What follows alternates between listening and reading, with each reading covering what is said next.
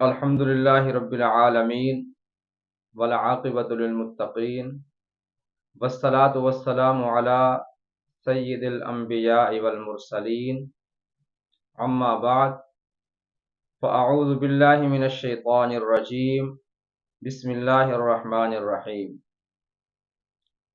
یا ایہا الذین آمنوا اذا نودی للصلاة من یوم الجمعہ فاسعوا الی ذکر اللہ وذروا البیع ذالکم خیر لکم ان کنتم تعلمون صدق اللہ العظیم وصدق رسولہ النبی الکریم ونحن علی ذالک لمن الشاہدین والشاکرین۔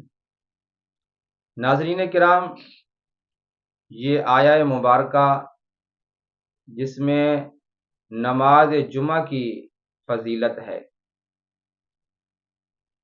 نقش قدم نبی کے ہیں، جنت کے راستے اللہ سے ملاتے ہیں سنت کے راستے۔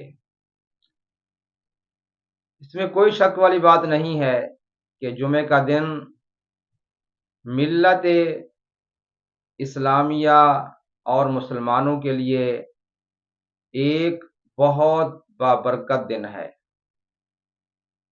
اور اس کی فضیلت بہت ساری احادیث مبارکہ میں موجود ہے۔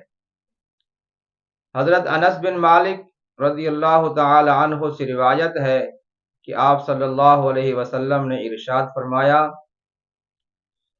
اللہ تعالی نے حضرت آدم علیہ السلام کو جمعے کے دن پیدا فرمایا، جمعے کے دن جنت میں داخل ہوئے، جمعے کے دن جنت سے نکالے گئے، جمعے کے دن ان کی توبہ قبول ہوئی، اور جمعے کے دن ہی ان کی وفات ہوئی، یعنی ان کا وصال ہوا۔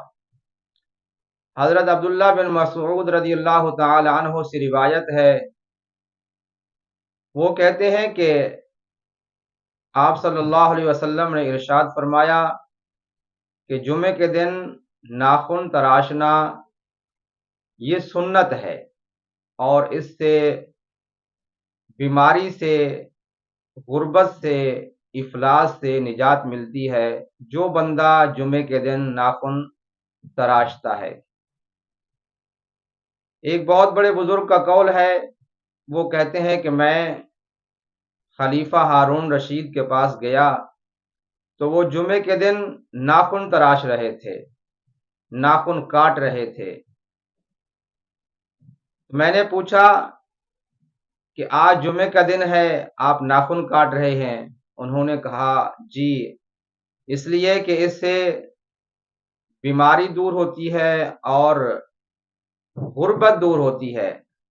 تو وہ بزرگ فرماتے ہیں، میں نے خلیفہ ہارون رشید سے پوچھا کہ آپ کو بھی غربت کا ڈر ہے، افلاس کا ڈر ہے؟ کہنے لگا ہاں، میں سب سے زیادہ ڈرتا ہوں غربت سے۔